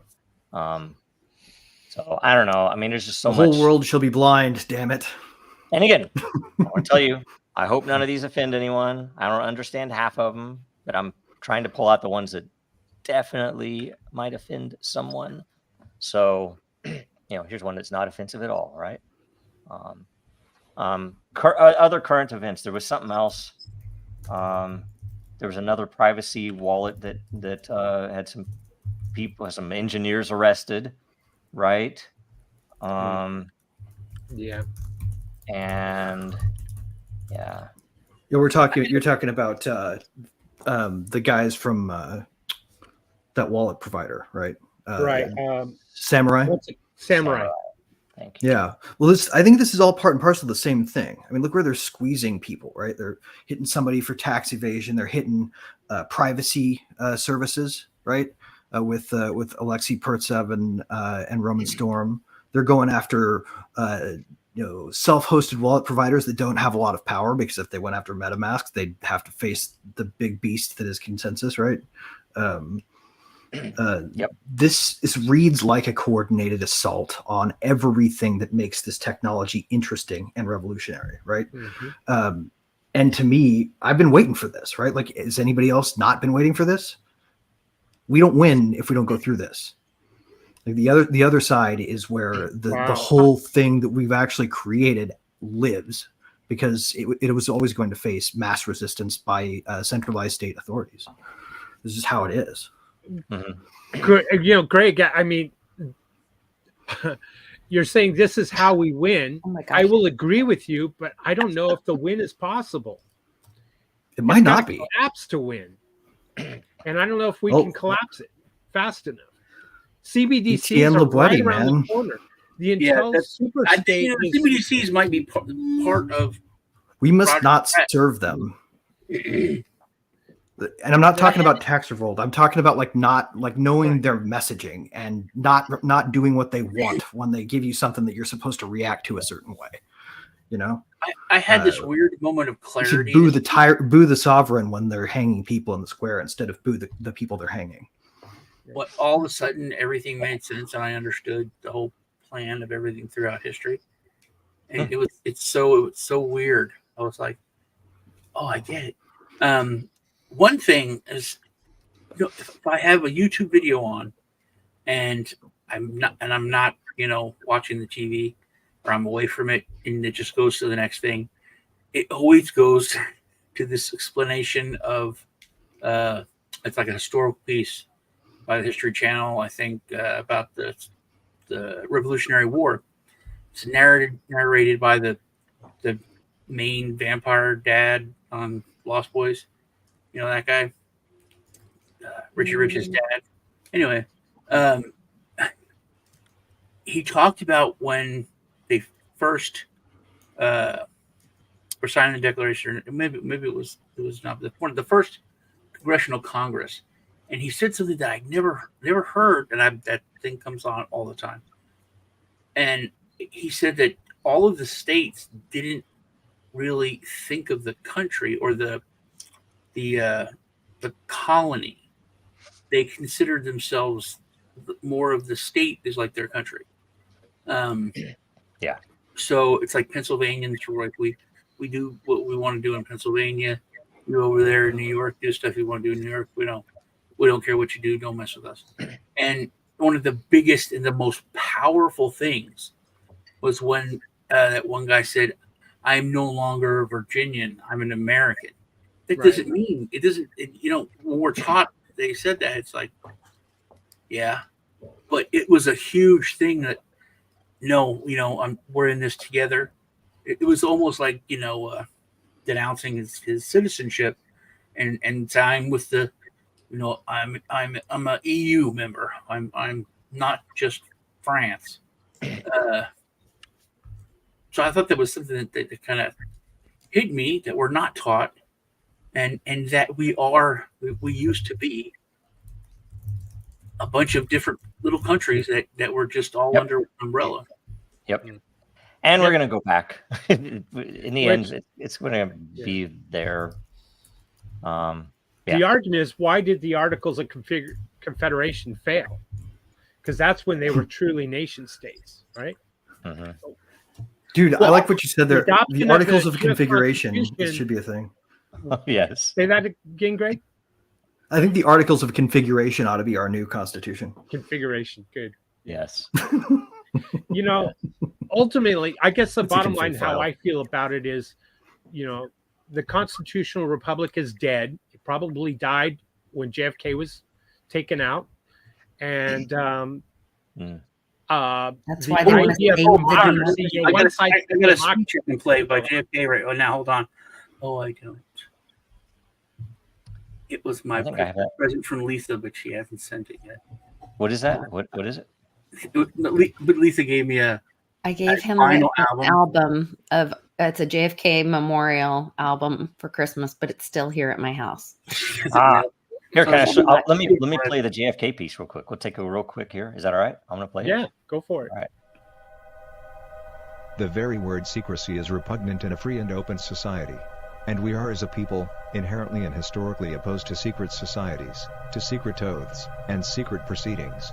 For we are opposed around the world by a monolithic and ruthless conspiracy that relies on covert means for expanding its sphere of influence, on infiltration instead of invasion, on subversion instead of elections, on intimidation instead of free choice, on guerrillas by night instead of armies by day. Its preparations are concealed, not published. Its mistakes are buried, not headlined. Its dissenters are silenced, not praised. No expenditure is questioned, no rumor is printed, no secret is revealed.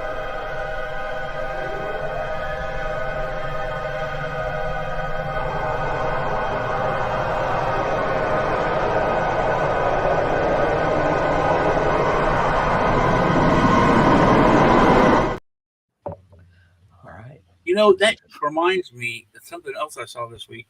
I saw, I was very young, but this interviewer was interviewing W, and or his dad, I think it was W, and he's like, "He turned into a vampire." No wait. No, he said, "You're in the Skull and Bones, right, up at Yale," and they killed him. Mm-hmm. I didn't know that he died in a mysterious circumstance after he brought it up. But dude, you could tell. W was like, what? He was like, he said that, and we don't talk about it. Yeah. And then they killed him. Did any of you see the Dugin interview that Tucker Carlson did on Professor Dugin in Russia? No. Oh my! Wow, it's good. It's only 30 minutes. It's good. Okay. Did y'all see what Putin said and what the news is saying over there? Regarding what? The bombs, nuclear bombs. No, what happened? Yeah. He said if the Western NATO countries send troops to Ukraine, we're going to nuke. We're going to end the world. We're done. It's like we're right on the table. Well, Israel said the same thing.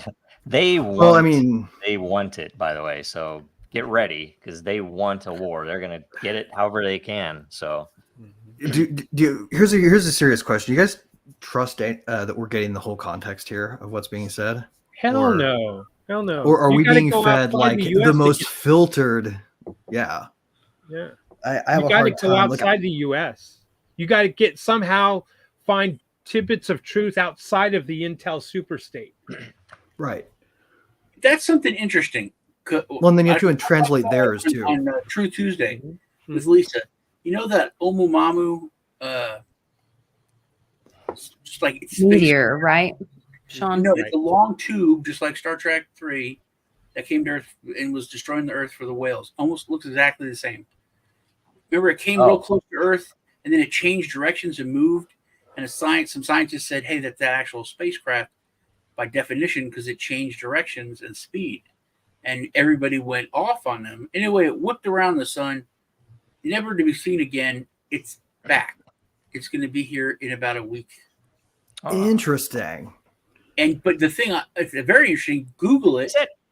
There's no news about it, but there's tons of scientists talking to like big bloggers and vloggers and podcasts.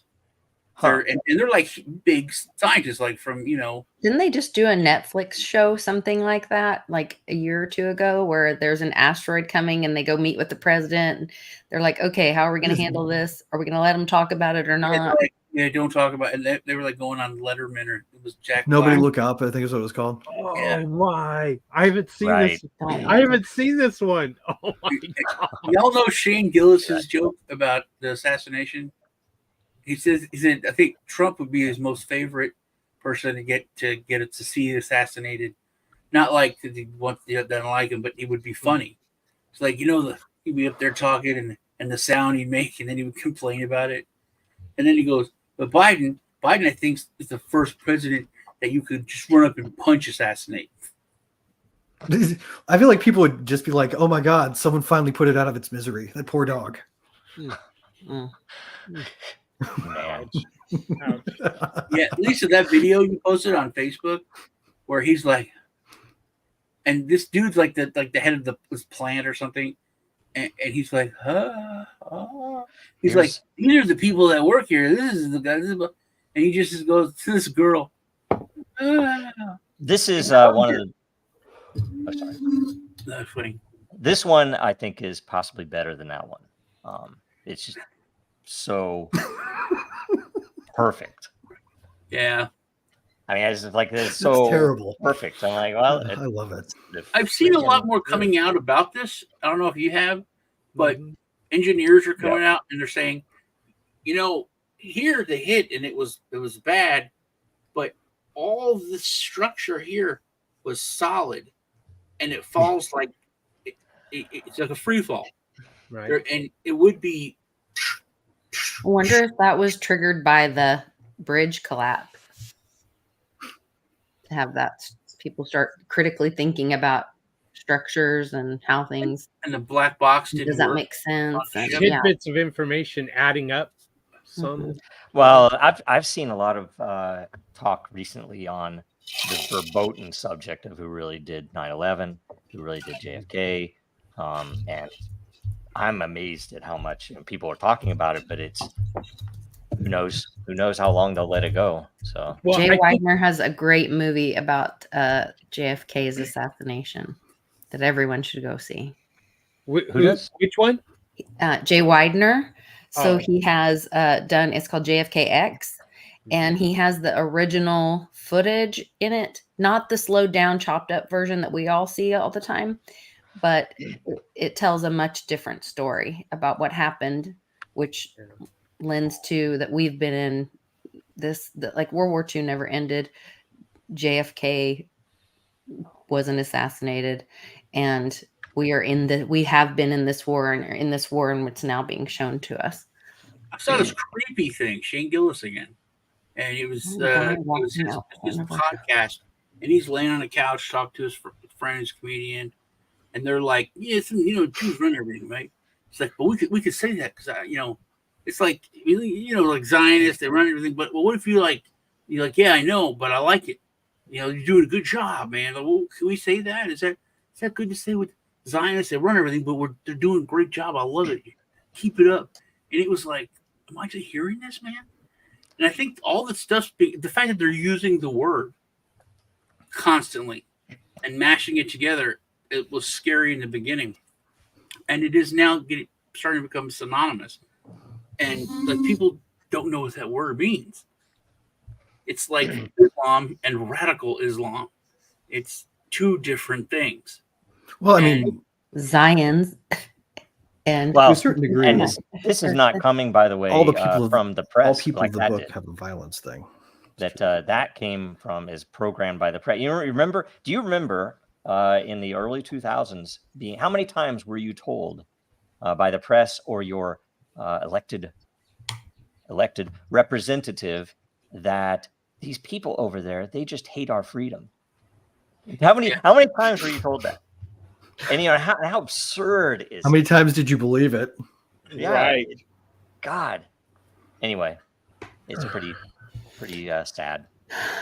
I know all of us should claim him as a dependent, right? Yeah. Yeah. Well, we need a It's reason interesting to me. war. We don't want to do it. It's not like Right, no. War always has to be sold by propaganda for And it false was reasons. sold by Nobody the- I likes don't it. think it's sold anymore. Well, it is in a sense, but it wouldn't matter if they sold it or It's didn't just sell it. Generation They'd still do 7 marketing, man. They They just would use still do it. programming. Tell me They if you would guys still do you guys do it. understand this? This is a super interesting diagram to me. It's like a histogram with flags of I mean, I think this is extremely accurate. I think it's extremely accurate. Notice I- the other than the American fact that I flag don't is believe- nowhere on there.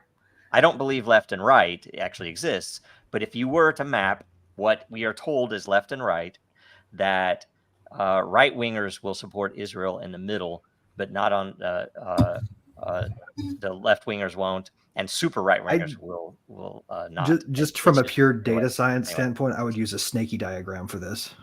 Yeah, but this is like it's a very simple thing. Clever. So, like, yeah, Clever. I thought it Very was pretty clever. brilliant. what do you think?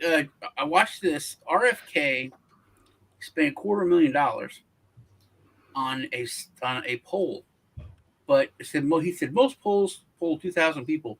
We polled 25,000 people. Cost $250,000 for the poll. Wow. And it said if there was going to be a three-way race, he would lose and he would take a lot of votes from both parties. But he would lose because people are voting fear. And he said if he ran against Biden, he would win. Or no, he would win. If he ran against, he would lose, but by like 1% or something. And if he ran against Trump, he would win, or he would win both things. So, but then they started talking about what if they are successful in locking Trump up or stop getting him off, then it would be him. He would move in as the other, or would the Republican Party throw up a generic person like they did for the House for a speaker? I don't know. I mean, how many? All three of those guys are declared Zionists, and all three of them apparently care more about that subject than our First Amendment. You know, the freaking Bill of Rights. It's crazy. TikTok, they're saying they're not going to sell it, which would be super interesting. I hope they don't, because Yes. people. China's a freedom fighter now. Yeah, and you think about it, all of you only know Not on my bingo card for this how year. to get, how to still use it, which is great. Also, Noam came out as I think that's the way I pronounce it, right? That not only does she not support your First Amendment right if you live in South Dakota, but she will also kill puppies and enjoy it. So she hated the dog. This is ridiculous. And then she killed the family goats right at she was like, well, I'm already killing stuff. She killed the dog and then just went over and killed the goat. I'm tough on dog crime. Well, I mean, is there a whole lot of difference between politicians putting down a dog they don't like and arguing for new laws to regulate some behavior they don't like? It's ultimately a threat to point a gun at somebody and shoot them if they don't come willingly to the place with bars and cages. Go back to that, Joe, because that's how it's not it's about. like everyone is saying. You can't say it's anti-Semitic. There's just right and wrong. Yeah. And that's, nobody will admit it's wrong. They're like, If you go back to the dog issue, there's right and wrong in, like, people are taking it. People that live in cities are saying, oh, she killed a dog, whatever. It's common knowledge that if a dog becomes predatory and it's supposed to be a protector on a farm, then you cannot unrehab that. She Like- was a little bit. It was a little bit bad. The dog wouldn't hunt. We don't know all the. And we don't know what happened there, We but don't it's know obviously being manipulated in this political. The Humane Society probably would have been a better place to put it. That That's that no one will take accountability for wrong. You know, She just there's asked- people saying, "Hey, Israel's doing this to us. Israel's doing this to us." They're like, "Yeah, but you attacked Israel, and that was wrong, right?" And they're like, "Look, man, we could talk about that, but let's talk about it. Just say, yeah, that was wrong. We did that. It was wrong." And they have killed way more people. They've leveled our cities. We were wrong to do what we did. They're much more wrong in what they're doing now. It's genocide. And, you know, and you could, Israel could say, yeah, what they did was wrong. What we're doing is wrong. It's not that hard. I mean, there was also, I mean, and I can't remember the quote, but it's, I mean, essentially, when you look at it from afar, no propaganda involved, everything else, you're talking about 80 years of occupation, correct? And you're talking about they're occupying a country that doesn't have a standing army. They don't have tanks. They don't have air power, and they're trying to say, oh, but we have to, acting as if it was Iran that attacked them, right? Another nation state. So it's yeah, it is a totally different thing. And I didn't know as much back then as I do now, thanks to Twitter. But anyway, it's kind of, I don't know what to think about half of it. But anyway, Noam, I don't care if it's political. She deserves it. She went against the freaking Bill of Rights because of a campaign donation. So screw her. She's a freaking idiot. All right? Bought and paid for. Yeah.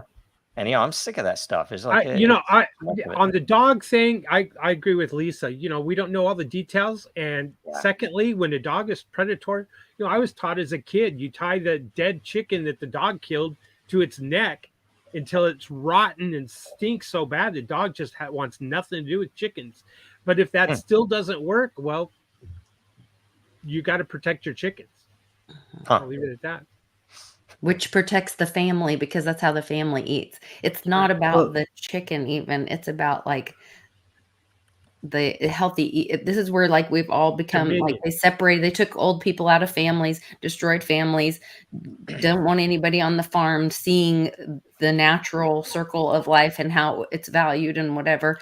And this, all I want to know is how far drive was the local shelter is what I want to know on that one.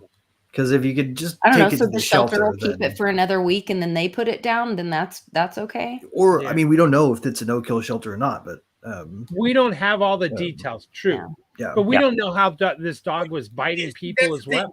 Greg, right? It was probably entirely justified in the moment in her mind. The question is, the question is, why would she put it into a book in the political world? That's her own fault. She said after, if I was a good politician, I wouldn't have just told you that story.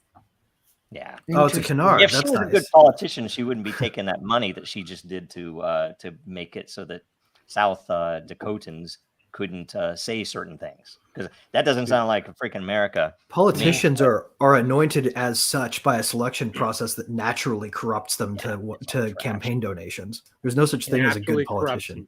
Bingo. Yep, that is the truth. That is the truth. The fact that we have a system that thinks that we should govern ourselves this way is silly. That's the. You're talking about the free speech thing in China. China is coming to this. Our leaders are good at PR. That's what we've proven. They're getting their comeuppance of the only having one kid. There's like this saying when you have your first kid, you like read all the books. You're so careful. You buy the best diapers and the best whatever, and then your second kid, you're like, hey man, have at it. Because you've learned. And all these families have had just one child, and they've helicoptered the shit out of them. And they now have what they call the little emperor syndrome, where these kids are terrors, really terrors, and they've grown up now, and they are just like the worst people. And then also their young population, they're like They don't care. I forget what the word is, but it's like blasé. You know, they don't want to do anything. They just want to play video games and lay around. Apathetic, I think it's the word you're looking for. It's no. There's a word for it in China now because it's an yeah, that's right. An epidemic of that. So their whole X2 generations are completely screwed up. Like they don't want to join the military, and they have a superior. They have in a lot of cases they have a superior military hardware and technology, like ships, and they're building 24 times the ships that we are. 24 That's times. good. We can use the tactics of that early 2000s operation. We can take them out with some speedboats packed with gasoline. But that's the thing. They have all this stuff and no one to use it. There's such a shortage because like all the young age fighting men are not going to fight. Well, it should start the Chinese Foreign Legion. This is I'm going to put this up again. This one might offend people, and I apologize, but this one is really it's a First Amendment question, and again, you know, this is in Texas at least. It is Florida, right? So no. Ew. Still don't get it. So anyway, it's part of the bris tradition. They're referencing the fact that the foreskin is eaten after it's removed. It is as it's removed. Right, it's literally, but it's part of the ritual. This is you wouldn't be able to make it illegal because it's protected by the right to religious freedom. But my religion of freedom it would be illegal to talk about it is the question that brought up. That's why I brought cannibalism. Right, they can do whatever they want. It's just let's start a religion. Doesn't that count as cannibalism? Sure. Let's start a religion just on our. She had I'm already a Pope of Discordia, so I'm down for that. This woman had a cooking show on British TV, and her daughter gave birth. You're a Pope too. The placenta, and they made pate with her daughter's placenta, and they ate it on the show. And her daughter and the whole cast were arrested for cannibalism. And really? This was like, yeah, it's like probably 30 years ago. But so I would think that would wow. Is cannibalism a formalized crime in most states? Yeah. Like separate from the time. We have 7 minutes left. So let's start with Lisa. What's going on this week? What are you doing, Sean? Well, are we saying goodbye? Are we wrapping up? Yeah. Okay. Yes, we're wrapping I have up. more questions for you guys, but we'll have to come back again next week. I would ask everybody to go check out Reggie's new white paper for the PPP DAO. I think it's pretty interesting, and I hope to have a discussion about it, maybe even here. And see Sean and I on Tuesday. I'm on most days of the week. I don't know why you put that up there. I'm sorry. I realized I was on the wrong tab. Nice. Anyway. Time. So anyway. That's me. See ya. Right. Perfect. Sorry. I hopefully didn't interrupt too much. Keep your apology, Joe. Yes. Thank you. What is up this week? If you want to become a miner, you've heard of Bitcoin mining. Well, then go to Den.social and mine content. Put up content. Go to Den.social and get rewards, or evaluate other people's content and get rewards. If you want to catch up with me, come to Den.social. Excellent. How about you, Greg? Thank you, Aya M for Aya. Go ahead, Sean. Oh no, I was just giving a third pronunciation of his name. Oh, gotcha. Right. So I think that the one thing that I want to just make sure everybody hears is our adversary is fiat, right? And this shows us, in my opinion, what the game plan has been all along: divide and rule. if we don't come together and support every project that has the same objectives against the fiat system, then we are falling prey to exactly the way that they intended to defeat us. Our battle is to unify and fight back. And I urge everybody to let go of big block, small block, let go of XRP Pepe feuds. Like, it's time to fight back against the real forces at the gate. They're here. If we don't, they're going to march right over us. It will not be a fight. So support everybody who's building and who's creating something. It's really, really important. Here, here. Sean. We didn't talk about Biden's speech to the free press there, and talk about that journalism's not a crime, and start listing the guy that Putin's got locked up. We got our own guy locked up. Don't bring that up. Brought up like 5 people's names, and I was like, say it, dude, say it. Say it and make me have hope. Nope. Check out me and Lisa on Truth Tuesday. I think me and Joe are going to do something like this week or next week, which will be fun. I'm going to try to get an interview with this other guy. And I want to say one thing. I've noticed across the board, I mean, Greg said it, the enemy is fiat. It's always follow the money. The money is the root. Saying the money is the root of all evil, we didn't get it. We thought it was for us, for regular people. It's not. It's where the evil comes from in the world. The people that have the money changers. And I'm seeing so many like influencers who are kind of flaky, comedians. All these people are starting to get it and are starting to say that. Not just intellectuals like Brand and Rogan and other people. So hopefully things will get better. That's good. Yes. Yeah. I think we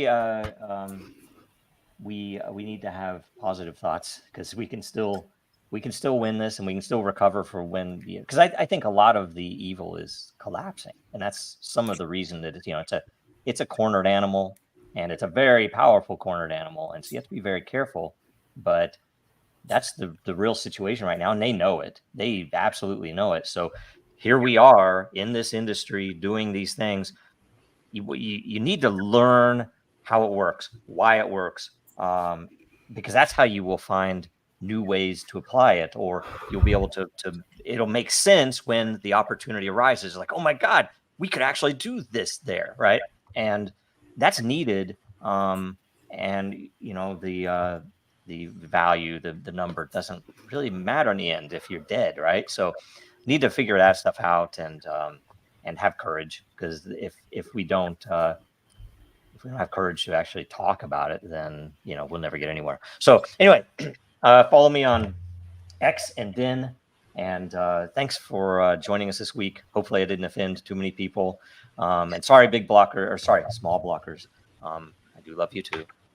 It's all some form of Bitcoin. It's just little differences in details. So anyway, none of it's fiat, and that makes you great. Yes. And 1913 was the most evil year. So that's the year that everything happened, that from which the JFK assassination came, and from which 9/11 came, and from which all of this stuff came. So pay attention to that stuff, because that'll be, if it happens, it'll be the most exciting time in the past at least 2,000 years.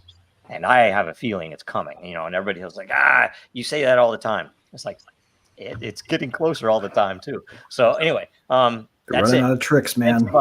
Talk soon. Goodbye. Need something to play. I'm just going to do this, and we're going to end the stream because we're running out of time.